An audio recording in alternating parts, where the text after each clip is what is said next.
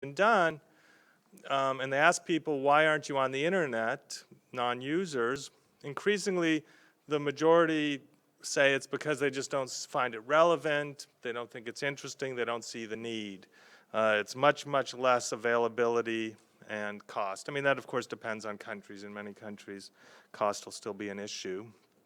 But the point is, in general, finding local content that's relevant to people, making it accessible, helps create interest, brings people online, and gets people who are already online to use the internet more in ways that we're all familiar with. So the starting point for the project was 3 related points. First, in most, if not all, developing countries, there's already local content being created. It might be the newspapers, magazines, some e-commerce sites, but blogs, everything else. But there is local content available. But it always, or almost always, tends to be hosted abroad.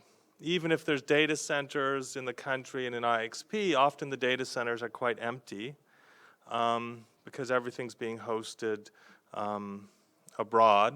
From Africa, it's usually done in Europe, and from here, Latin America, it's usually hosted in Miami or somewhere in the US.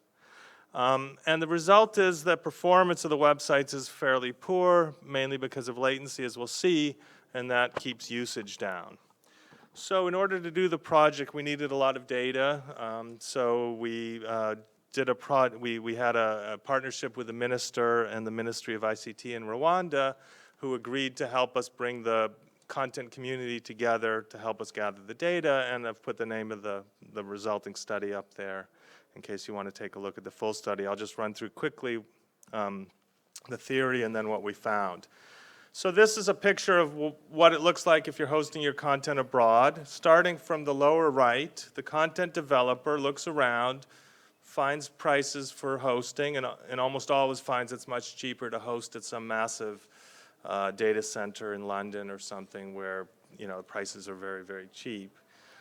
So they'll send their content overseas where it's put in the data center, and then every time someone wants to see it, the ISP has to carry the content back over quite expensive international connections that imposes a large cost on the ISP, and in economic terms, we call that a negative externality because of the decision of the content developer. Their rational decision to host abroad to save money is imposing a huge cost on someone else. But those high transit costs that you need to incur every time you bring the content back don't just impose a cost, but because it's expensive, it's usually under provisioned, the international transit. The ISPs don't buy as much as they might need just based on demand. And so it also adds a lot of latency aside from just the distance that the content has to travel. So it adds a lot of latency which impacts users when they're trying to download a website. Now if it's hosted locally, again starting from the lower right, the cost of hosting is a little higher, or maybe a lot higher depending on the country. But you put it in a local data center where it's made available through the IXP, typically to any ISP. The ISP costs are very, very low for transmitting the traffic within the country, meaning that there's enough demand, there's enough capacity available, and the latency is very low. It travels much, much faster. And in order not to just say this and have it taken at faith, we gathered a lot of numbers from the industry so that we could show this. And we showed with one ISP, well, one content developer had a website they had in the US, and we showed they were saving about $111 a year on hosting it in the US. But they also shared with us the amount of traffic that website was generating, and it was incurring a cost roughly of $13,500 on the ISP. So that's a fairly significant cost for a $111 saving, and that's a great illustration of a negative externality. And it was also imposing large latency costs. So we measured latency, and if you were trying to get a local website through the IXP, typically latency was very, very low, less than 10 milliseconds if you understand the numbers. But if you had to get it into the US, it was typically up to 400 milliseconds or higher. And latency was high, meaning throughput was very, very low. The pages just load very, very slowly. And that has a significant impact on usage. We all know if a page is loading slow, you just move on, find something that'll be faster. And so, kind of by nice luck while we were there, Akamai put one of their content delivery servers in the country. So Akamai is a big CDN, content delivery network. They put a server in the country and were kind enough to share some of the results with us. What was the impact on throughput and usage? And they were quite significant. So the upper right hand where there's all that green, that is the speed, the throughput that users were getting. 90% were in that light green, and that's about 500 kilobits per second. And then the darker colors above are higher speed. So almost everyone was getting very slow throughput. Literally, the day that they turned on the server, you get to the left-hand side, the green part has shrunk. Only 50% are getting 500 kilobits per second. Everyone else is getting faster speeds, exact same access, exact same content, but it's hosted locally. And some people were getting, 5% were getting 20 megabits per second or higher, which is equivalent to what you'd get on a 4G network here. And there are 4G networks in Rwanda, so that's understandable. So that's an amazing change in speed just by putting the server in the country. They didn't even tell anybody, by the way, it's going to start going faster. And then they showed that usage doubled. They said usage doubled within 3 months, purely based on the higher speeds. And that's the message that we're trying to get across now to the developers. If you're making content for people to see it, whether it's because it's of interest to them or you're making money off of advertising or something else, bringing it local, even if it costs a little bit more, is going to double, triple your speed, hopefully. And that's a powerful message, and that's the way that we think we can get around this negative externality that you know, the developers, of course, want their pages to be seen. Otherwise, why bother? So just in the course of the project, we came across, you know, a couple recommendations. There's more in the report. So the first thing we noticed is that there was a real lack of awareness of the impact of hosting abroad, particularly that in many cases there was someone in the middle. Someone develops a small website or pays someone to develop their website. They put it abroad, and we found cases that the person who owned the website had no idea where the website was sitting because the developer gathers up all the small websites that they've developed and just ships them off to London or some, or even there were some in Texas. So there's just a general lack of awareness of what the impact is and that it could be faster and it could be better locally.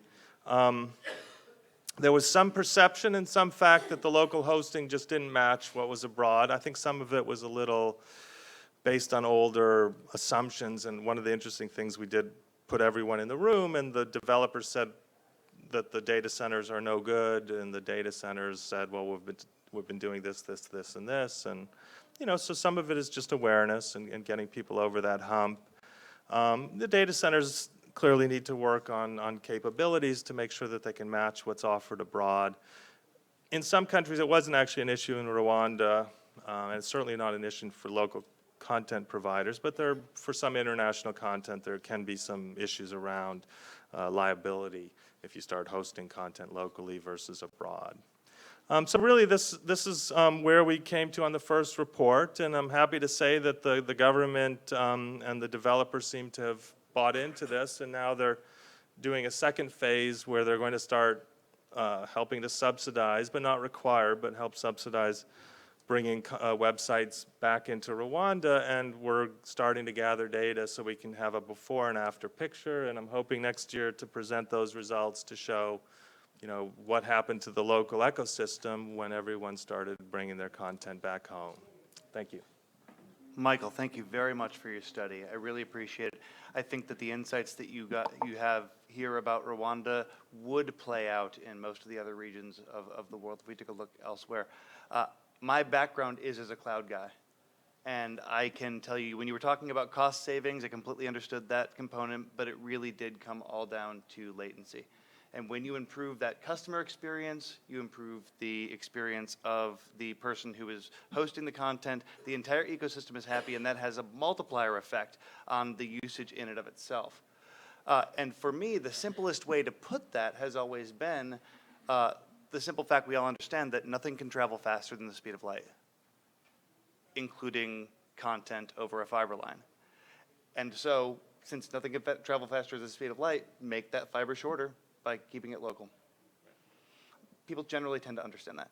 Luckily, we have here with us today David Vivar of Hostime Brazil, who can give us a local perspective and a local story on doing just that, developing an infrastructure in this area, building a data center, in order to be able to host content closer to your users. And I was wondering if you could take the mic and start to tell us a little bit about the Hostime Brazil story.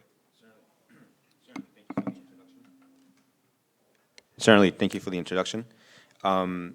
We've had quite a personal experience that actually mirrors a lot of what Michael has shared already with us. A lot of our user base actually started hosting from our data center in Orlando, Florida, and due to a higher demand of those users to have their content locally hosted to improve on performance and avoid the latency issues, which become very common and troublesome as their operations grow over time. So that had been the driving factor and continues to be the driving factor of why we chose to develop operations and infrastructure here locally. We started with a smaller data center to begin with to cater to those particular users, and over time, as that base grew, we sought out to develop plans to develop better infrastructure that was more resilient, abided by certain standards that are renowned by certain organizations like Bixby, like the Uptime Institute, to mention a few. And obviously learning from the bigger brothers in the field like Google, Microsoft, et cetera, and adopting their best practices, we developed our design and have been working on it and have been building it here locally in Joe Pessoa, coincidentally.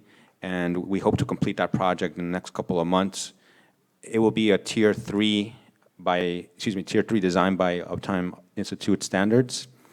And we hope to continue to provide the services that our user base has had or has demanded for their operations to improve the actual content delivery to their end users. Fantastic. Thank you very much.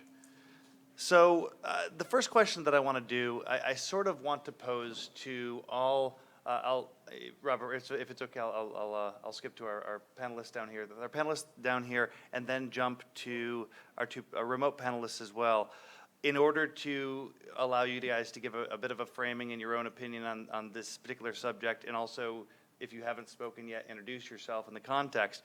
At which point, after we've sort of done that one, I'm going to give them a big question and give everybody a chance to talk. I'm hoping that for future questions, we all treat this as a workshop, and anything that I ask or that we discuss, we can have an open forum. Anybody can raise their hand, anybody can come up to the mic and speak and be a part of this conversation. But what I'd like to do for this very first question is ask, how can we make, you showed us the importance of making local hosting a viable option amidst other global options, but how can we achieve that goal? How can we make that transition? And Michael, would you be willing to give us your first take on not just the need, but some actionable hows of how we can Make it affordable? Well, how we can make it affordable, how we can convince people, basically not just convince people, but there are a lot of challenges that come from, okay, you want to do more local hosting, you want to develop more local data centers. The barriers to entry of doing that are myriad. In different communities, they're going to be different. in some areas, there are going to be raw infrastructure issues, unreliable power, unreliable sources of funding. And I guess there's some extent to which it really is, your answer is going to be different for every community that you enter into. But you still have core compelling arguments that you're going to carry into each community and say, this is why this is important, this is why you should invest your time, your money, your resources into developing those sorts of things. And what are those core arguments?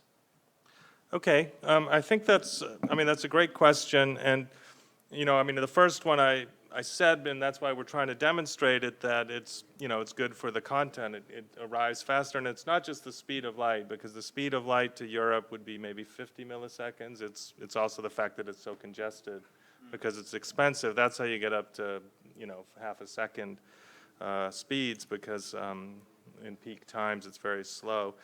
When you think about trying to compete with a huge data center in London, there's a few things that, first pop out, right? The cost of power that you mentioned and backup power is hard to deal with. I think an argument could be made for the government to, help subsidize the cost or find alternatives for the power. And then there's the scale issue that has to build up. And I think that one thing is that the government should try and use the local data centers rather than building their own to help build up the scale and help build up the capabilities. There's a key training component. A lot of the people we spoke to said that they just felt that the type of services that they were offering people locally didn't have the capabilities. And to give you an example, we talked to a company that did live streaming of conferences in Rwanda, and they had looked around to find capabilities. They couldn't find them, so they were using, from Rwanda, a company in Colorado to process it and send it back to Rwanda. So round speed with all of the latency, of course, that's going to take forever. And that was a skills issue. They clearly recognized that they had to try and move it local. And then just this awareness that we've been trying to work on, that is a big issue. And then finally, one issue that we were really kind of frustrated with in the project is typically in a lot of the countries when they're starting out, there's no big independent neutral data center. There's no Equinix or someone else. It's usually the ISPs that are hosting the data center. And we kind of said to them, you're imposing an externality on yourself, right? You're raising the price of the data center, meaning that you're paying to bring back a lot of content that doesn't go in your data center. Why not lower the cost of the data center and save a lot of money on bringing the content back from Europe because your prices were too high? So, I think there's a lot of parts that have to be addressed to deal with, the perception of the skills, the actual capabilities, and then just awareness of the issue. And, we're trying to do our part, and of course, panels like this and other things help. Great. I'll simplify the question as I move down the panelists, which is basically, do you have any initial insights into how to overcome the myriad challenges of developing internet's infrastructure in developing communities? Thanks for that. I'm Yochai Ben-Avi. I'm the Senior Global Policy Manager at the Mozilla Corporation. So Michael, I think, took a few of the different possibilities, that I would offer in terms of thinking about how we spur local infrastructure development. But I think there's a first thing we need to own the fact that connecting the unconnected, connecting the next billion, connecting the next 3 billion, whatever your preferred phrase here, is A, difficult, and B, requires a multifaceted approach because the underlying challenges are complex and change a lot by country, by region. And I think the second thing to remember is that we're trying to connect people to the full diversity of the open internet. And I think that we've seen increasing efforts in the name of connectivity and of access to connect people only to some small parts of it. And we at Mozilla find that deeply concerning. We believe that the access to the open web spurs economic and social development, it spurs opportunity, it spurs education, and it spurs an ability for people to create on the web. And this has been touched on a little bit, but this idea that the provision of local and relevant content can be an incredible motivator to get people to access the internet, and I think I'll come back to this in a second.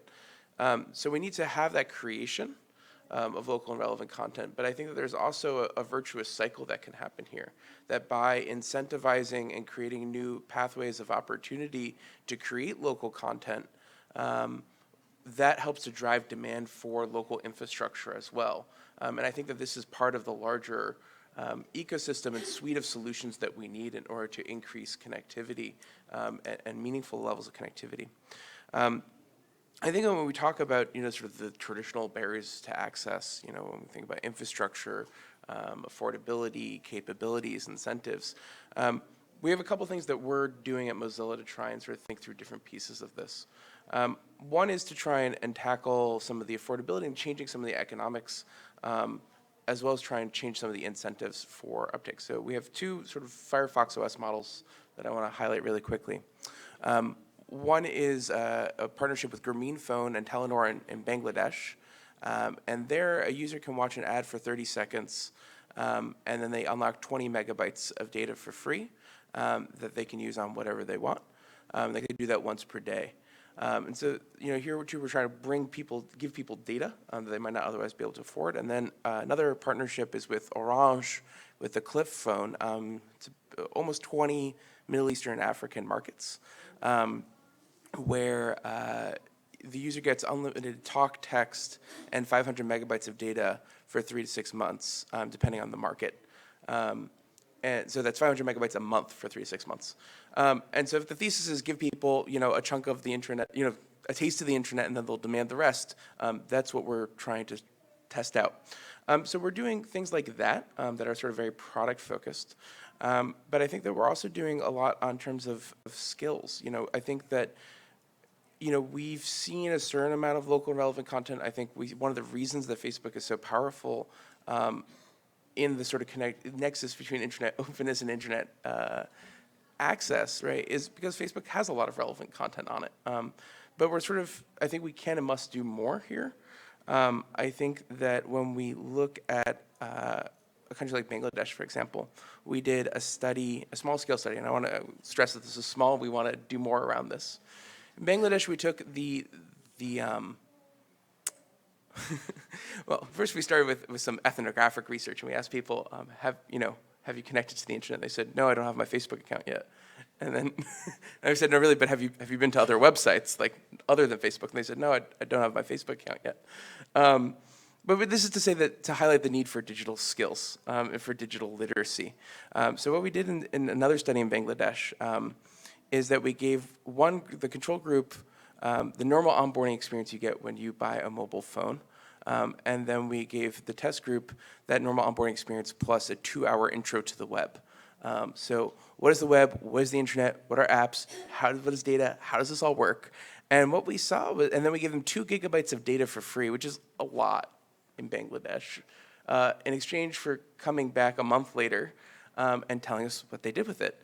And so we saw about 20% higher data usage by the group that had that extra digital skills training.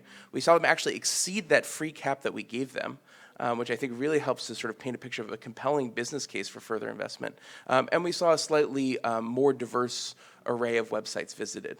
And so that's, I think that investment in capabilities, I think is has a lot of untapped potential in terms of thinking through the sort of ecosystem of approaches to build connectivity, to build infrastructure, to bring people online. And then finally, I'm going to give all of my secrets away here, but I think that we have an opportunity in looking a little bit lower down in terms of the power of smartphones. So we just released a study with the GSMA on the power of smartphones to spur local content development. Smartphone sales now outpace the sale of feature phones around the world. Smartphones as a feature set, have so much more potential for creation and for enabling people to make things that are local and relevant. And we need to be designing for that. And in terms of principles of user-centric design, we need to be making a shift from primarily push applications and sort of just sending content to these communities to actually enabling that kind of creation and participation online. And I think that what we found in our research is that there's a huge, latent appetite among users in these emerging markets to create original content. And that these markets have not yet been sensitized to the possibility of freely publishing to an audience wider than their friends or family. And as a result, there's sort of a real opportunity for designing products, services, and applications that enable users to do this. Infrastructure is certainly a part of that, but I think that one way to approach this, right, is really around this kind of pushing more on the capacity to create, the capacity to innovate, which then creates that virtuous cycle and then brings us greater connectivity. Thank you.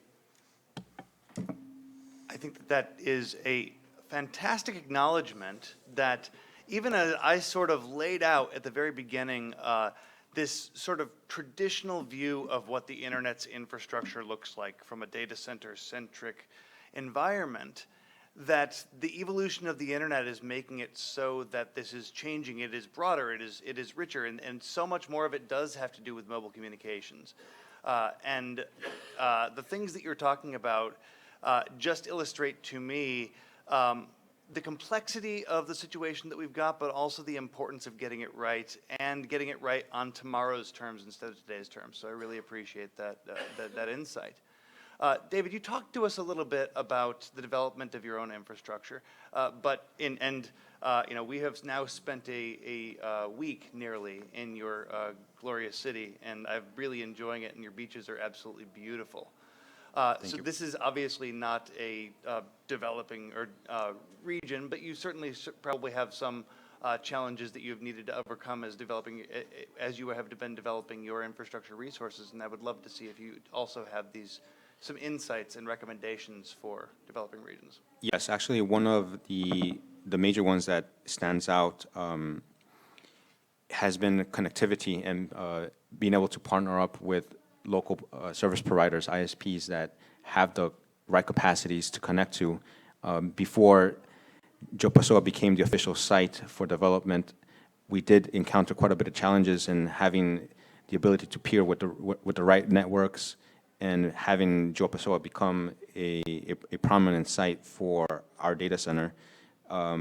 After certain years of evolution that went by from our starting point, a couple of years ago, about 2.5 years ago, is when we've took quite a bit of notice of the development that had been going on and the direction that things were heading in as far as local infrastructure by ISPs and their connectivity and their peering with bigger networks around the world, like Level 3, to name one. And having done that study and evaluated their capacities, really enabled us to decide that Joe Pessoa was going to be the better site for us. So infrastructure as far as connectivity and networking with the right people is a driving factor. In addition to that, having the right power capacity that can be provided by the local utility was also the other driving factor.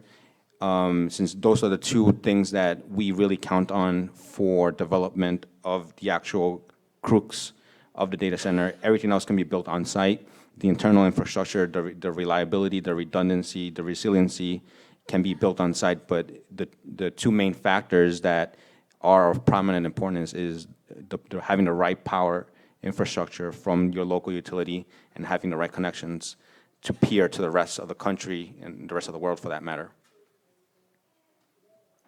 So after we go through this first round, that's something I'd like to get into a little bit more with the crowd because that's so vital. These core resources and how you address core resource issues in developing countries, I think is something that we need to explore further on down the road in our workshop. Yes, and there's a lot of studies that have been out there which are available through a simple search on Google. There's also organizations that are out there that give you the first hand-on exposure and experience to dive into these subjects and become more educated in the field, in the industry. To name one, of personal reference that our engineering team goes through is Bixby, who is actually headquartered in Tampa, Florida. They have great resources, the Uptime Institute, of course, but Bixie is one of my personal favorites. It was actually developed, an organization that was developed early on from the telephone, the local telephone days, and it's those best practices from day one that have been getting evolved, improved from those years back in the 70s up until current day, which brings together a whole group of people in our organization that really provide the ins and outs, who have had the experience hands-on and can share that knowledge with anybody who wants to learn it. That's great. Now I'm really excited to go to Fiona Asanga on our remote participation channel, who is also somebody who can speak to hands-on experience in developing internet infrastructure.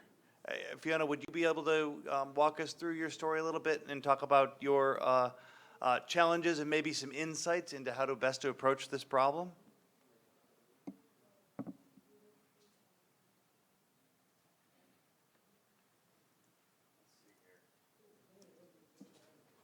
I show Fiona as talking.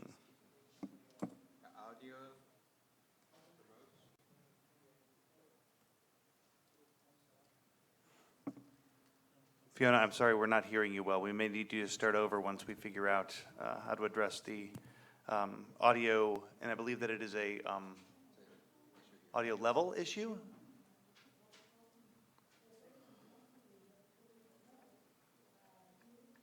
Okay. Fiona, can you hear us?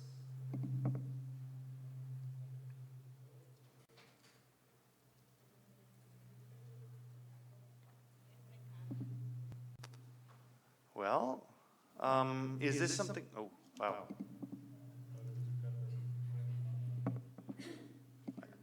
I did.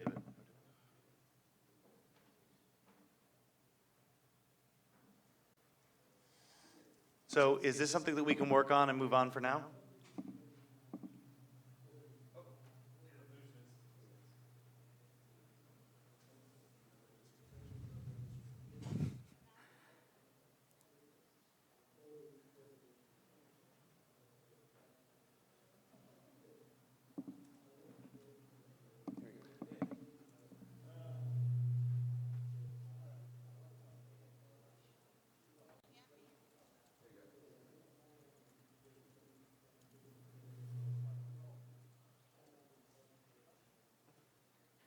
Hello, Fiona. Go ahead and, oh dear. Go ahead and chat with us at will.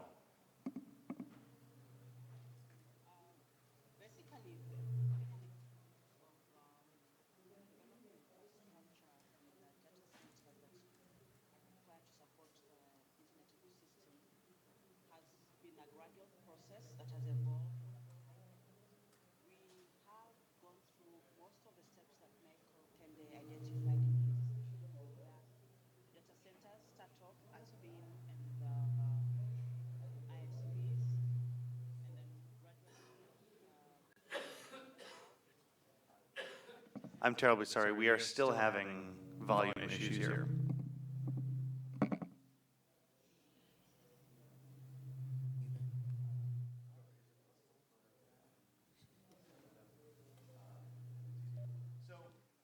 So I'm actually going to go, well, we're trying to address that. I'm going to ask Robert to see if he can help us out right there.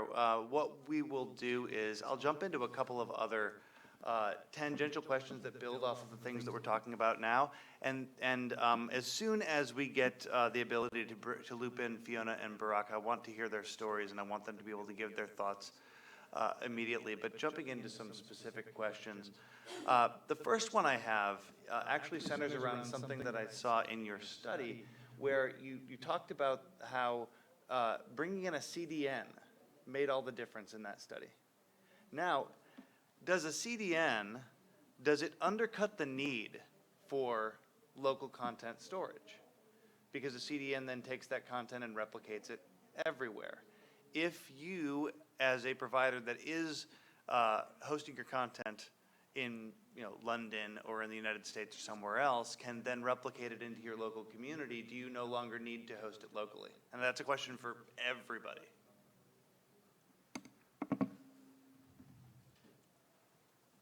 I mean, that for these little local content providers, that never really came up. I mean, they can't even afford to mirror, you know, they really have to have it in one place or another. So the CDN was really bringing the international content. So, you know, I think Akamai has Apple updates, Microsoft updates, carries parts of other companies' websites, the static parts of Facebook, I think. But really, I don't think the business model would support taking, you know, a small website and distributing it. And they don't really need distribution everywhere. You know, for some of them, 80%, 90% of their traffic was going to Rwanda anyway. So they didn't really need to think about a distribution. If we can get a show of hands, how many people in this room host some kind of content somewhere, even if it's like on a YouTube or somewhere? Content that you've created or own in some way.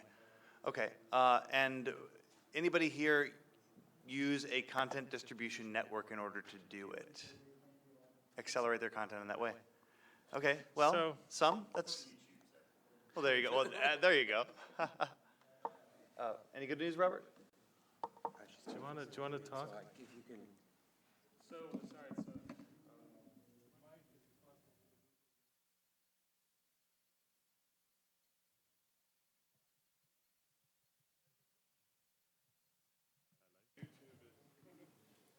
Yeah, hello? There we go.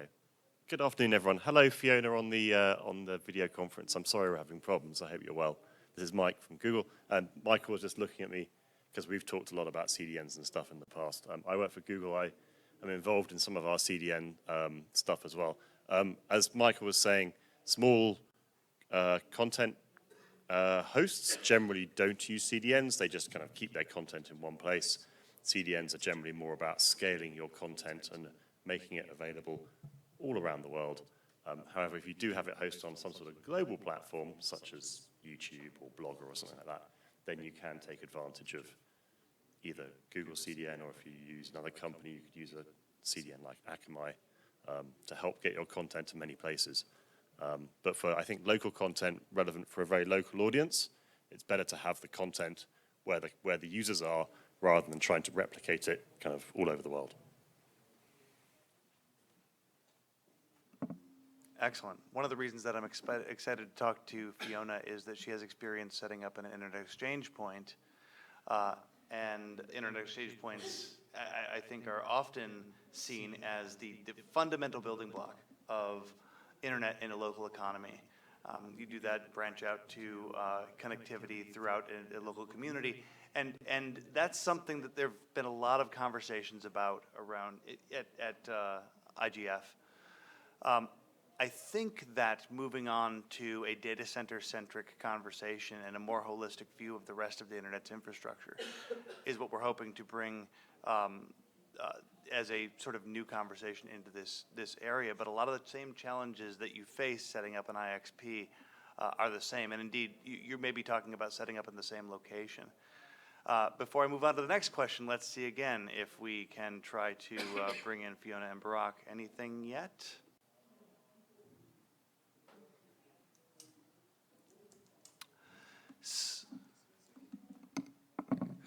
Apologies. So if any of you are on the WebEx, please make sure to mute your sound. And Fiona, if you have headphones, please use them. That may have been causing the audio feedback. I ask you in the back, please, if you can just connect in Fiona again with audio or just video so we can just try to get her, please. Thank you.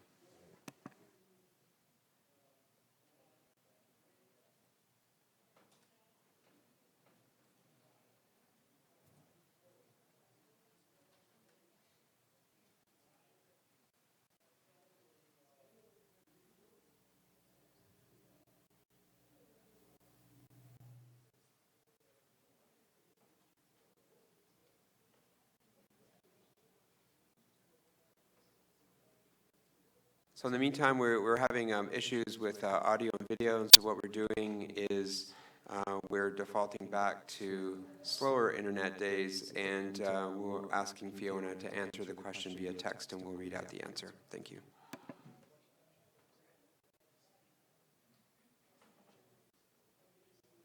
So, yes.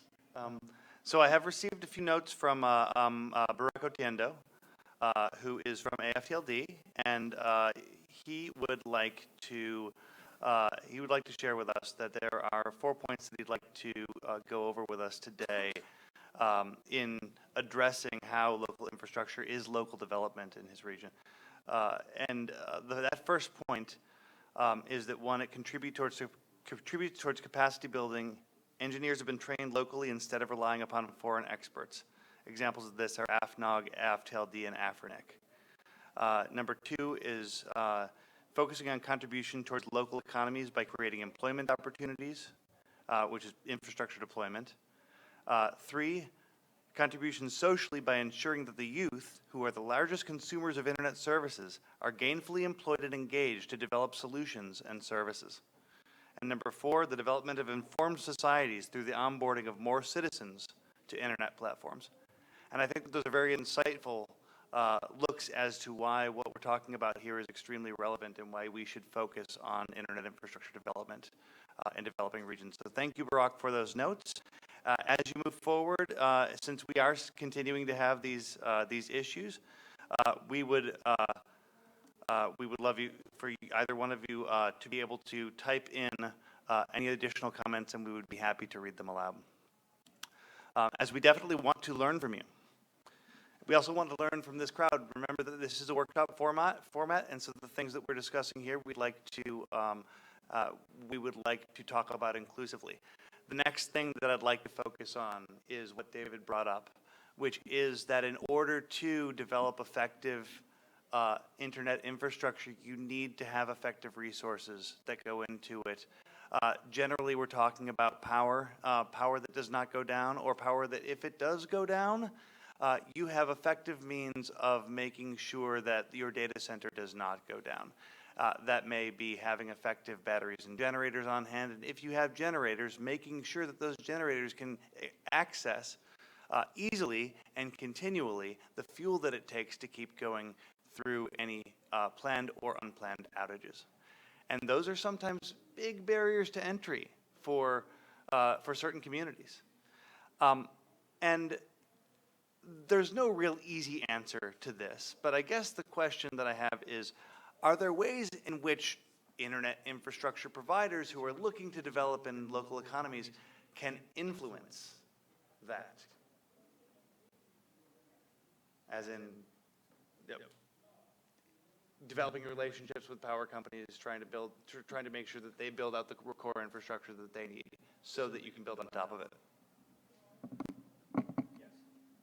Certainly, building that relationship and having open communication with those sources for them to build their capacity for the needs and the demands that will arise as you see the path to your end goal. Certainly, having that right relationship with the right source is a big help.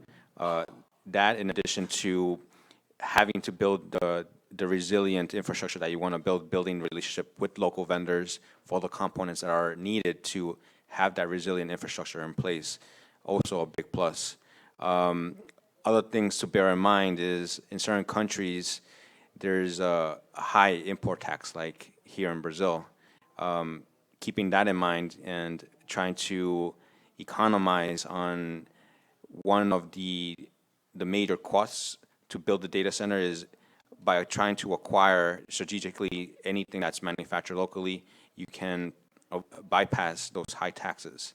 So those are also all the driving points to build something effectively and cost effectively to achieve the end goal. That's great. I do have a message from Fiona. Actually, I think that she's continuing to write. So what I'll do is actually, I'm going to relay one story real quickly and let her complete her thoughts. I'll say something that dovetails from that, and then I'll go ahead and read her statement afterwards. So you're talking about going into an economy and telling them that what you're doing is important, that the raw power infrastructure should listen to you, that the people who want to fund you want to listen to you, and that certainly has its challenges too. I want to tell you guys about a story that happened to me just a couple of months ago, where I was having a conversation with a high-powered United States government official.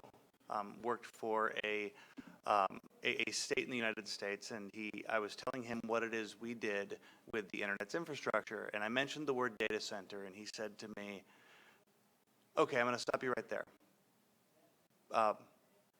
Governments, especially local governments, don't care about data centers." And I said, "Why?" "Well, they don't create any jobs. They take up all the power in a region, and they're filled with things that are bought from foreign places. So we don't care about them." I think that there was a fundamental lack of acknowledgement of the incredible things that come out of all the layers of what happens in a data center. There may be very few employees directly in that data center, but the amount of business that it empowers, the amount of income that it empowers from all the people, all the things that happen as a result of what happens at the data center, was not acknowledged in that comment. But it's a challenge that we have, wanting to develop those kind of resources, to explain to them that the benefit and the impact of what happens in a data center goes well beyond what happens within its walls. We can certainly attest to that. It's a major impact on the local community, or the local region for that matter, of the state or the country. Not everyone has the opportunity or the right resources to build infrastructure, and by enabling the local region to host locally, you enable other people that somewhere along the stream benefits from it, whether it's local employment that's indirect, or simply the ability to provide the service at low latency, which drives up the operation and the demand for those end users that operate, that have those operations, and promote higher local usage. You hit many spots that are hard to see from the get-go, or at a first glance, just by the word data center. I certainly agree with that. But there's also many other areas that are impacted by the operation of that local data center. So James Gannon just came up to me and said that we can try Fiona one more time, so let's give it a shot.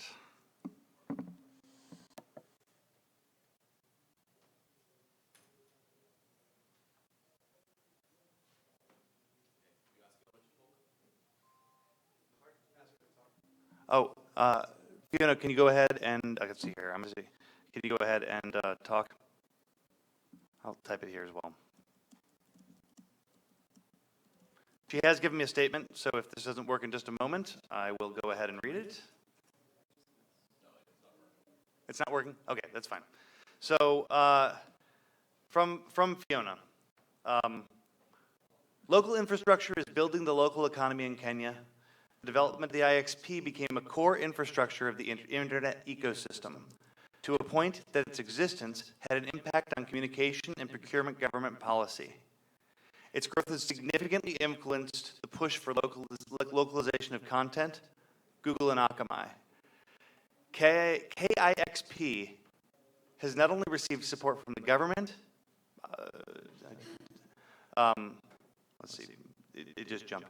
Government, Ministry of ICT, and regulator. This relationship has contributed to the development of appropriate policy to facilitate infrastructure development that has supported the IXP and the internet ecosystem.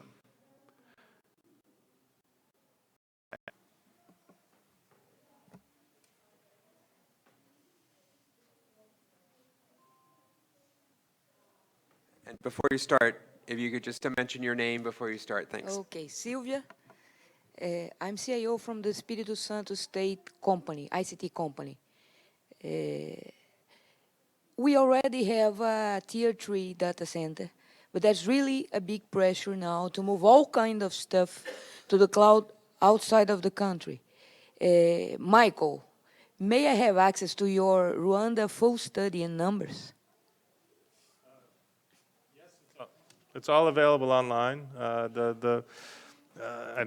The URL, it would escape me, but it's local. If you just do local content hosting, iSock or Kendi, it'll come up Yeah, right away. we already set up an IPX there too, so we think we must improve this local market. But this pressure is coming and Right, moving are on. these Yeah, it's terrible. local cloud providers or to go to? Yeah, Okay. we have a big data center, and we are one of the state company. We have one company, one state company in each state of Brazil. Here in Paraíba they have Codata, and so we are building an info highway between us to secure that we have a cloud between us here in Brazil. I think this is very good for the country too. Good, thanks. May Just, I try and help a little before I bit? go to you as well, I just, when we're done, just exchange business cards or contact, and then you can write each other as well. So we have another comment or question. Please go Yes. ahead. My name is Tito. I work as a vertical marketing specialist for Equinix in Brazil. We have 4 data centers, 2 in São Paulo and 2 in Rio, 105 throughout the world, actually. And one of our jobs, actually one of my jobs, is actually try to develop the business locally. So my job is actually try to bring all those cloud service providers inside our facilities to provide those cloud services actually from our facilities. A couple examples that we have, several of those cloud service providers are customers of ours outside Brazil, but a quick example of one of those guys that actually is a customer in Brazil as well is Office 365, for instance. So those guys are actually hosted in our facility, providing a cloud service from our facility within Brazil. So several of our customers, we have roughly 1,600 customers in Brazil right now. Several of those customers had complaints or constraints in terms of using cloud services because they were hosted outside Brazil. Now, with our job and a lot of those guys here in Brazil trying to pitch that sales pitch, we are trying to build awareness that there is cloud. The cloud is not out there, it's actually here. So that's what we are trying to bring into the community. Yeah, sure. So, I mean, I'm sure this is a quite complicated one, but let's say if someone from East Africa, Kenya, or one of the countries said, what would it take, what do you look for in your decision to build a data center in a new region? That's an excellent question. I mean, well, I'll have to answer it short because we cannot, of course, comment on what we are planning or what is our roadmap. But since we are a global company, we actually had several things going on throughout the world.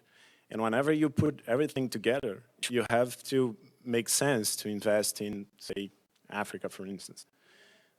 Right now, we don't have, or not that I am aware of, or not that I can comment, we don't have any specific going on for Africa. You'll have to approach our corp dev in the US, in Redwood, but I can certainly put you in contact over there and try to figure out if there is something that we can do together. I have a question for you, and then we had someone else also wanting to ask a question. So one of the things that came up is also having support from regulatory or government. And so I'm just curious in terms of, it's probably a 2-part question. I think the first one is, how supportive has the local and the national government been in your efforts? And second, what has been your biggest frustration with them? Well, let me start with the frustration first. And that comes to what you were saying in the beginning. Taxation is a problem in Brazil because a lot of the equipment that we have in the data center are actually imported.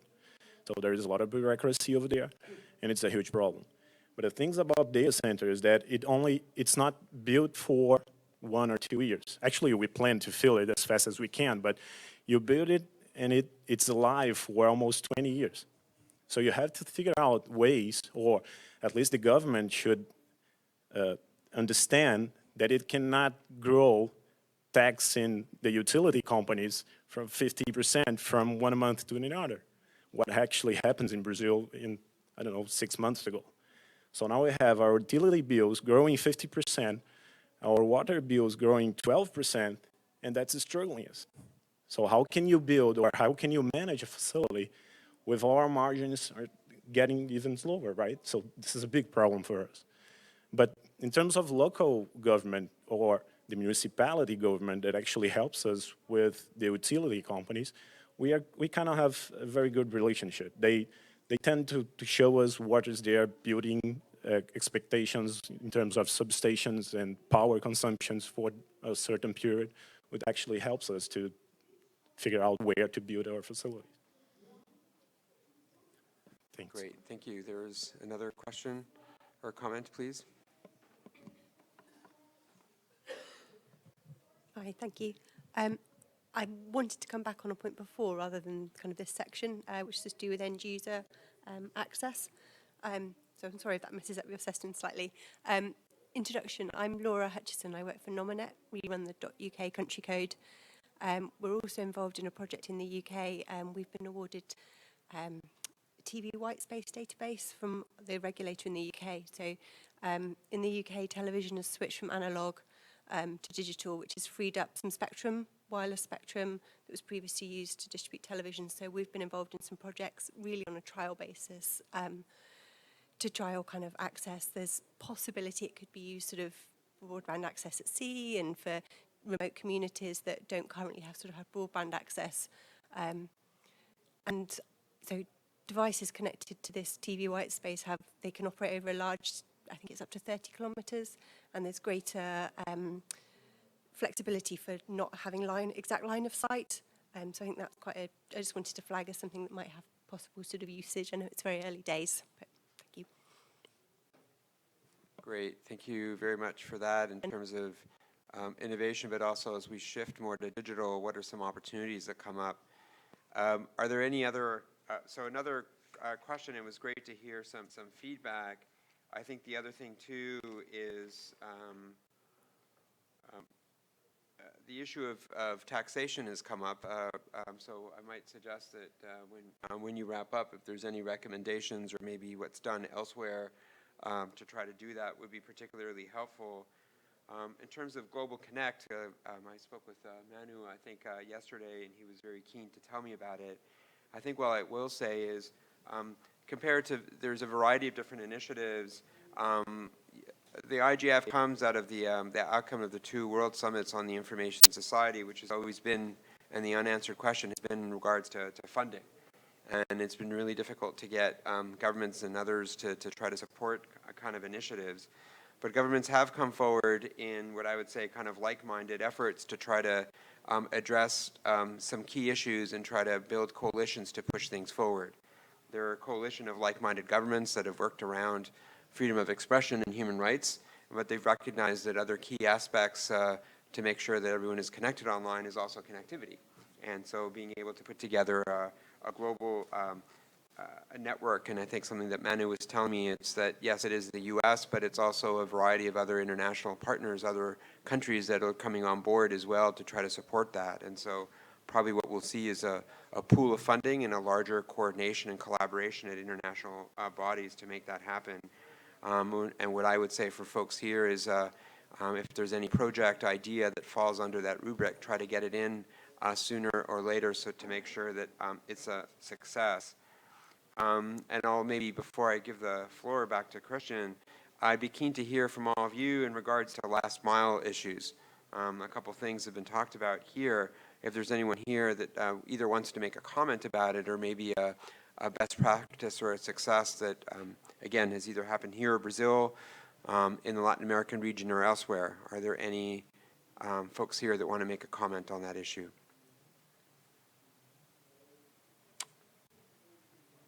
Alrighty, Christian, over to you. More broadly, before we move to wrap up across the panel, if there are any additional comments that people want to make in general or reactions to any specific thing that we discussed here today, we'll do that before I move to wrap up. Okay, well, I'm going to start the wrap-up by, I'm lucky enough to have wrap-up statements from both Barack and Fiona. I'm sorry you didn't see more of them today. They're both fantastic. So Barack shared with us, he said, laying infrastructure requires government intervention at times to offset way-leave charges, as well to protect the infrastructure from vandalism. Academia can assist in educating the populace and creating customer awareness. So that is the statement that he wanted to leave us with.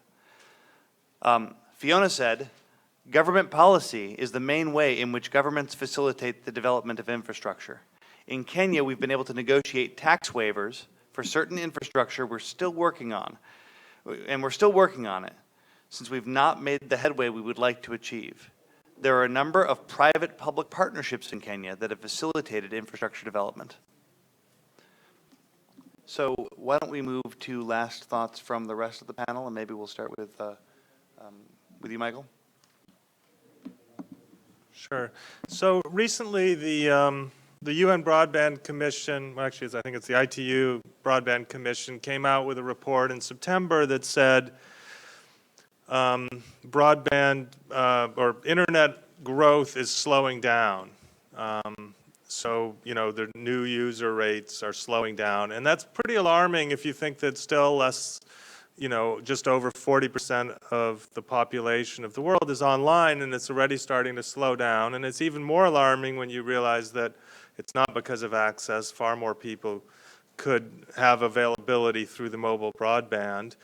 And I think we got an illustration here of the challenges, that it's not just kind of this linear, you know, get the Ministry of ICT and the regulator to get the companies, the spectrum and everything in place so they can offer service. That's already been done in a lot of countries. It can be expanded through white spaces and other things, as we heard. But really now we're starting to talk about things that get more and more challenging and need more and more government and private sector and civil society involvement. The local content, generating more local content, hosting more of it locally, the taxation issues are hard for the Ministry of Finance to give up because it's you know, this whole sector is such a pot of gold in some sense. You know, getting the skills, we heard some interesting examples of teaching people and the benefit that that has, the power issues. So there's really a lot of issues, and it's not just one ministry, one set of companies that can solve it anymore.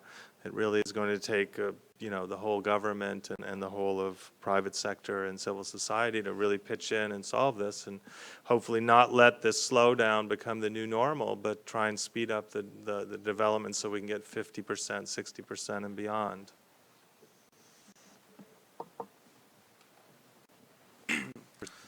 So I think looking at, just to comment quickly on the question of taxation, GSMA actually had a report showing that taxation can often make up 20 to 40% of the total cost of owning a mobile phone.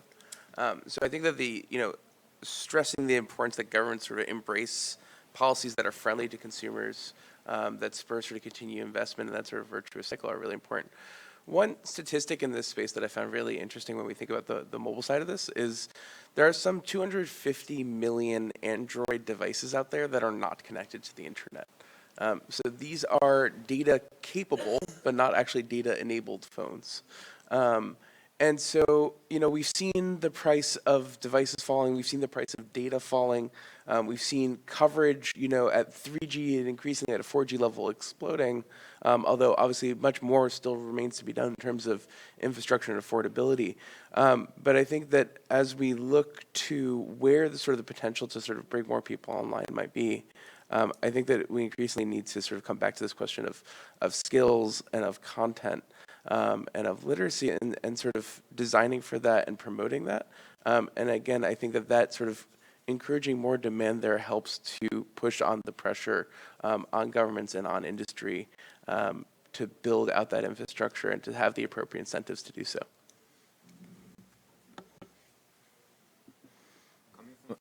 Excuse me, coming from the private sector, the perspective that I can share is certainly having greater incentives and greater help by federal government in terms of exceptions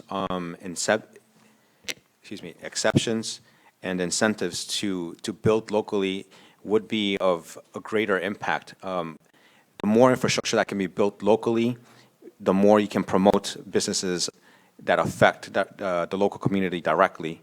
And it makes it very troublesome, very expensive to come and build here if the majority of the infrastructure needs to be imported, where it's costing twice the amount that it would typically cost in a developed country. So it's kind of doesn't make sense. And by educating federal personnel with regard to that knowledge and having that them having that comprehension would help a lot, because if the data can be hosted locally, that means the services need to be taxed locally, which is actual revenue that the government is missing out on.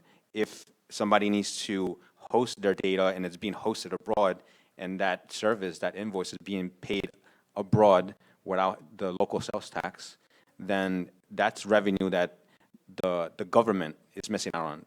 If they can capture that fact and gain that understanding, I think they would see the bigger picture, and they would incentivize better the growth of infrastructure and promote it better, because overall everybody has something to gain by being local.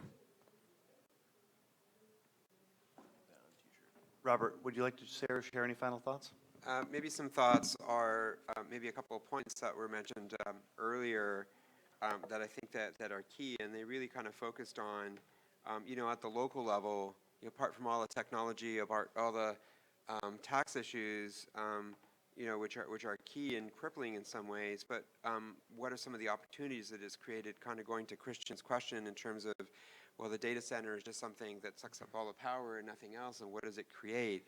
And things that kind of came up was that it's a bit more nuanced, and it's what's key to have data, but also utilization at a local level, is that there also needs to be a coordination in regards to digital skills in terms of improving engagement with youth, and this training will also drive up local access. And so there's this other component that also needs to be there as well, and that those are probably partner organizations, NGOs, and other stakeholders, and it's a way to bring those stakeholders to be aware of the internet ecosystem, the governance that's taking place, and so I think let's not forget about that, and that's a way perhaps to involve those other stakeholders as well. I'll turn it over to you, Christian. Thank you very much, and I'd like to close us out with this thought. The internet is awesome. I mean, we are here at IGF, probably all of us, because we see this as an incredible, life-changing, world-changing tool. Many of us may be here because we see problems with it we want to fix, but ultimately we know that it's incredibly powerful and incredibly meaningful, and it's something that we need to cultivate.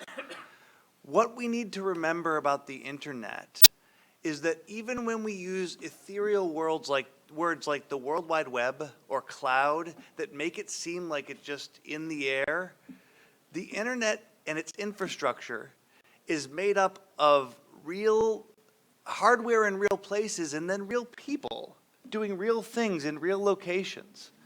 And we don't think of the work or the nobility of work that goes into the internet and making it run and making all these little different components of it all around the world tick.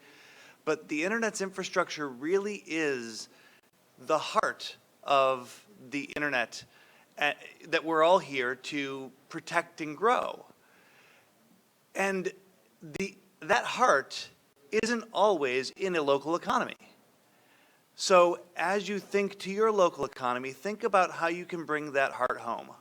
Think about ways in which you can develop the internet's infrastructure where you exist, where you live, and make sure that the benefits that Michael illustrated that come from developing local infrastructure can be a part of your community.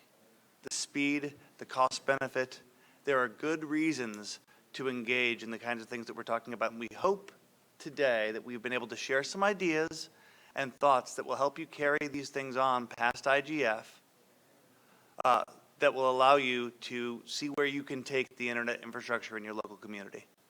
So thank you so much for your time today. I really appreciate it.